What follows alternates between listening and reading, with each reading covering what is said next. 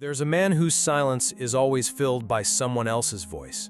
A man who never quite arrives in his own life unless there's a woman standing beside him, admiring, soothing, reflecting something back that he cannot find within himself. He moves through the world like a well-dressed ghost, charming, articulate, successful even. But beneath the surface is a man profoundly lost.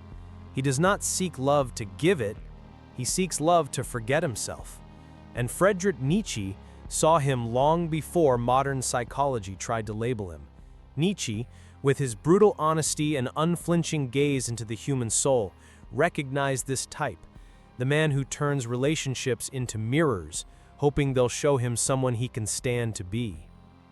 It's not that this man hates women, quite the opposite.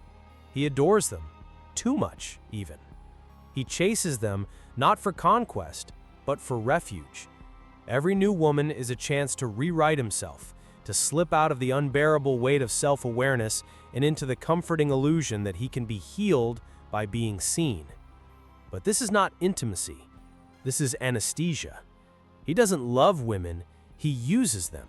Not always consciously, not always cruelly, but always completely. And it's not her body he's addicted to, it's her attention, her awe, her ability to make him feel like the man he wishes he were. The tragedy is, she often doesn't realize this until she's already given too much, until she's drained herself trying to keep being his escape. Nietzsche didn't believe in noble illusions. He believed that most people lie, to themselves most of all. And the lie this man tells is simple. I'm looking for love. But that's not true. He's looking for a distraction. He's looking for a stage.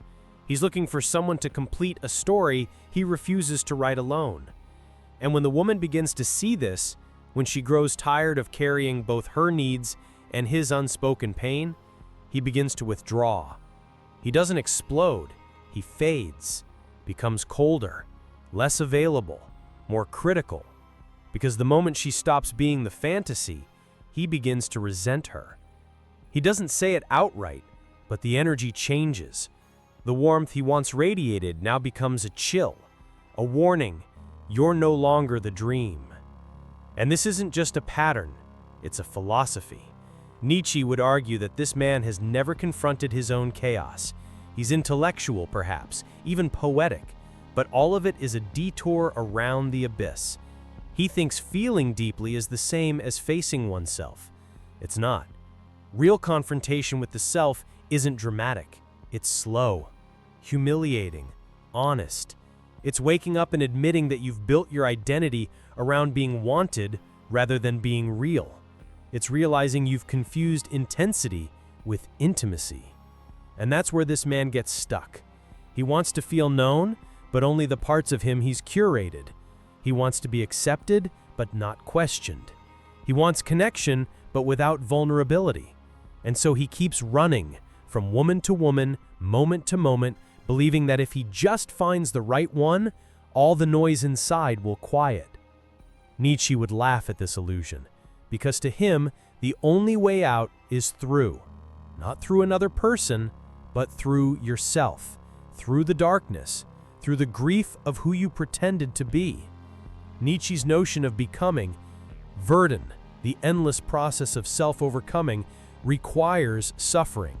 It requires shedding the masks, burning the scripts, and sitting with the unbearable truth that no one can save you from yourself, especially not a woman who thinks your love is real when it's just a performance you've mastered to avoid your own reflection. This man is not evil. He is fragmented. He's in pain, but he will destroy others if he does not stop. Because every woman he uses to feel whole ends up carrying the pieces of a man who never tried to put himself back together. And the worst part, he doesn't remember the damage.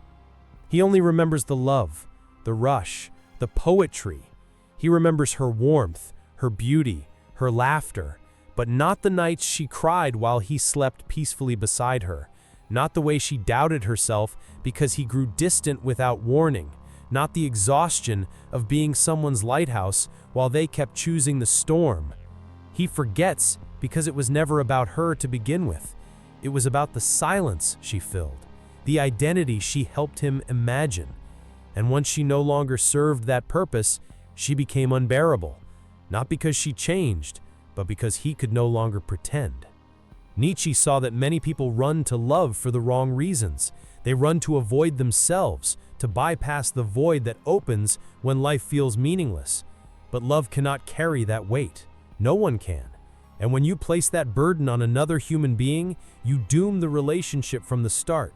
Because it's not her job to fix your lack of purpose. It's not her responsibility to be your mirror.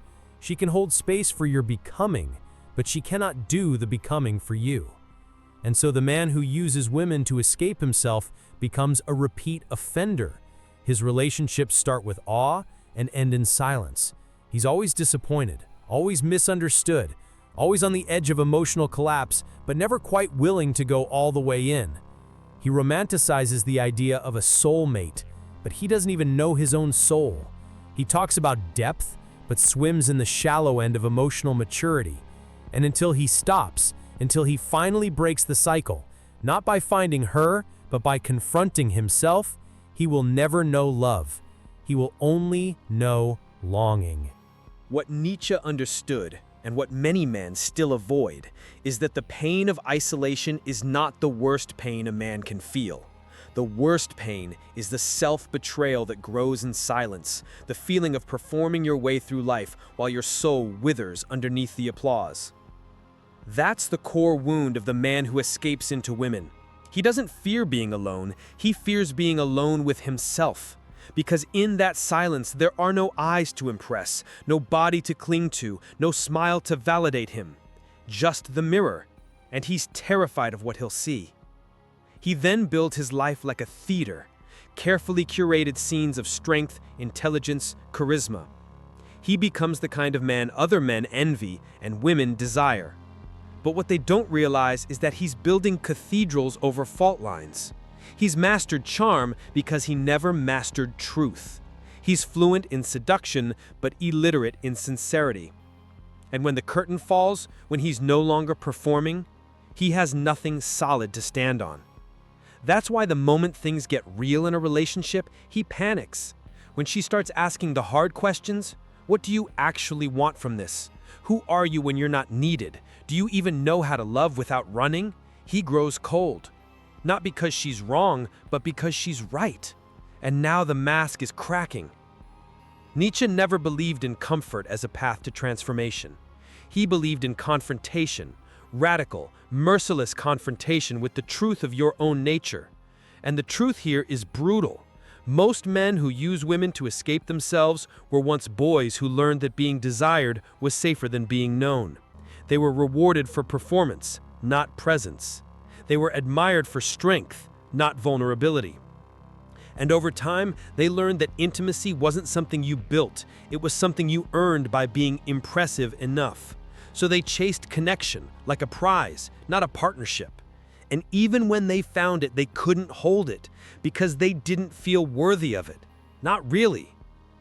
This is the tragedy that Nietzsche would not allow us to romanticize. He would tear through the sentimentality and name it for what it is: cowardice in disguise. A man who won't face his shadow will project it onto the women he loves. He'll blame them for seeing too much, for asking too deeply, for holding him accountable to a standard of realness he's never practiced. And when she finally breaks, when she finally walks away, not because she stopped loving him, but because he never fully arrived, he'll turn her into another chapter in his melancholy story. She just didn't understand me, he'll say. But that's a lie. She understood too well. That's what made her dangerous. She saw the emptiness behind the poetry. She saw the man hiding behind his own charm. Nietzsche would say that this man has yet to suffer enough. Not the suffering of heartbreak, that's still external. No, the suffering required for transformation is the kind that strips you of illusion. The kind that leaves you naked, not in someone else's bed, but in your own silence. It's the kind of suffering that asks, who am I without their desire? Who am I when no one is watching? And most men run from that question their entire lives. They build empires, reputations, legacies, all to outrun a single truth, that they have never truly met themselves. And until they do, Every relationship will be an echo of their unhealed ache. Every woman will be a mirror, and when she reflects something they don't like, they'll shatter her before they ever try to understand her. It's not malice, it's fear. But fear unchecked becomes cruelty. And cruelty dressed in romantic language is still violence. This man doesn't hit, he erodes. Slowly, gently, persistently. He wears her down with silence, with mixed signals, with the illusion of closeness that never quite crosses into real commitment. And she starts to doubt herself. She starts to believe she's asking for too much, being too emotional, moving too fast. But she's not. She's just asking for truth. And he has none to give, not because it doesn't exist, but because he's buried it under layers of performance, and digging it up would mean letting the fantasy die. Nietzsche would demand the death of that fantasy. He would call it necessary, because a man cannot become himself while still pretending to be someone else. He cannot love until he knows the difference between possession and presence. And he cannot be free until he stops enslaving others to play the roles he's too afraid to confront in himself. This is not about vilifying men. It's about exposing the patterns that keep them fragmented. Nietzsche believed in the possibility of transcendence, not through comfort, but through fire. And the man who uses women to escape himself is already burning. He just doesn't know it yet. His relationships end in ashes. His heart is a revolving door of regret. And his soul, it's still waiting for him to come home. But he can't do that until he stops running. Until he realizes that the woman who sees through him is not his enemy. She is his invitation. Not to prove himself, not to perform, but to finally face the man he's been avoiding. But facing that man, truly facing him, is a kind of death. A symbolic death, yes, but one that feels no less devastating. Because when a man finally confronts the truth that he has built his worth on how women see him, when he strips away the persona that made him feel powerful and wanted, he finds a void. And that void is terrifying. It feels like failure, like shame, like loss. But Nietzsche would argue that this is where life begins. Not in the applause, not in the conquest, but in the moment a man finally says, "I don't know who I am without all this noise, and I'm willing to find out." He has to descend. That's the mythological structure Nietzsche and so many others, like Jung, echoed. The descent into the underworld. Not a physical place, but a psychological reckoning. A man must be stripped of his symbols, his desirability, his control, his practiced stoicism. He must lose the approval of the very people who once fed his image. And when he can no longer perform for them, when there's no one left to seduce or impress, he is left only with the voice inside. And for the first time, he hears it clearly. Not the voice of insecurity or shame, that's what he's heard all his life, but the voice beneath even that. The voice that says, "You are more than this, but you will have to let everything burn to find it." And burning hurts, especially when the illusion has brought pleasure. Women, when misused, become a drug, and like all addictions, they give temporary relief while hollowing out the soul. The man who uses love to escape himself begins to notice that no high lasts. No woman, no matter how kind or beautiful or understanding, can fill a void she didn't create. He starts waking up after the pleasure fades, looking at her not as a partner, but as a mirror he wants to escape. And then again, he runs. Not always physically. Sometimes he stays, but only in body. Emotionally, he vanishes. Intimacy becomes negotiation. Presence becomes performance. He's still pretending to love, but now he does it out of obligation. And that quiet resentment festers. It makes her question herself, and once again, the pattern repeats. Sabotage disguised as indifference, withdrawal dressed as mystery. Nietzsche would not be surprised. He saw in modern man a deep sickness, a spiritual poverty masked by intellect, masked by charm, masked by the endless pursuit of external affirmation. And while many philosophers offered comfort, Nietzsche offered a challenge. Kill the false self. Burn it down. Let it scream. Let it cry. But do not let it live another day unchallenged. Because the man you're clinging to is the very thing blocking the man you were meant to become. This journey is brutal. You will lose people. You will disappoint the women who wanted the illusion. You will terrify the ones who believed you were already whole. And you will have to sit in that loneliness, not as punishment, but as purification. Because from that silence, a different kind of strength is born. A strength that isn't dependent on attention or sex or being admired. A strength that comes from knowing who you are without needing someone else to echo it back to you. When you return, if you return, you come back different. You no longer need to be loved in order to feel worthy. You no longer use her affection as anesthesia. You no longer confuse being wanted with being known.